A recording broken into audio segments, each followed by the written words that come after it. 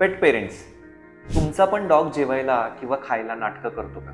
रिसेंटलीच माझ्या पुढे एक केस आली ज्याच्यामध्ये माझे एक कस्टमर होते ज्यांनी मला कॉल केला आणि सांगितलं की आदित्य, माझा पेट हा त्याचं किबल खाणं कमी झालं आहे आणि अनलेस मी त्याच्यामध्ये कुठली ग्रेव्ही किंवा त्याच्यामध्ये एखादं चिकनचं पीस किंवा चिकनचं पाणी ऍड नाही करत तोपर्यंत तो किबल खात नाही. पण जर मी त्याला फक्त या गोष्टी ऍड करून दिल्या तर तो त्याचा बाउल कम्प्लिटली संपवतो. ह्या गोष्टी अलार्मिंग आहेत.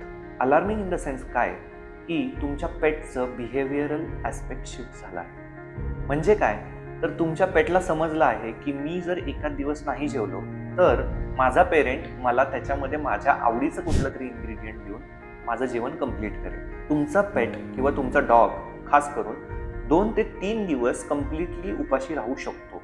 त्याच्या बॉडीमध्ये तेवढी एनर्जी किंवा तेवढे फॅट्स आहेत की जे ते फंक्शनिंग करण्यासाठी हेल्प करू शकतं. त्यामुळे सगळ्यात पहिलं करायचं असं की तुमच्या पेटला जे करून तुम्ही जे फूड देताय त्या फूडमध्ये ट्राय करा की तुम्ही त्याचं फूड ग्रॅज्युअली कमी करताय आणि त्याच्या फूडमध्ये बॅलन्स न्यूट्रिशन जसं की फ्रेश मील्सच्या गोष्टी आहेत त्या ॲड करताय. सेकंड म्हणजे त्याच्या समोर त्याचं बाउल हे फक्त अर्धा तासच राहील. अर्ध्या तासानंतर ते बाउल उचला आणि ते नेक्स्ट मीलच्या वेळेला इंट्रोड्यूस करा. ह्या पद्धतीने डॉग्सला समजेल की हा, मी आत्ता जर हे फूड अर्ध्या तासात नाही संपवलं तर हे माझ्यापासून दूर जाणार आहे.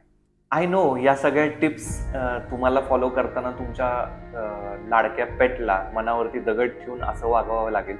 पण बिलीव्ह मी सुद्धा एक पेट पेरेंट आहे.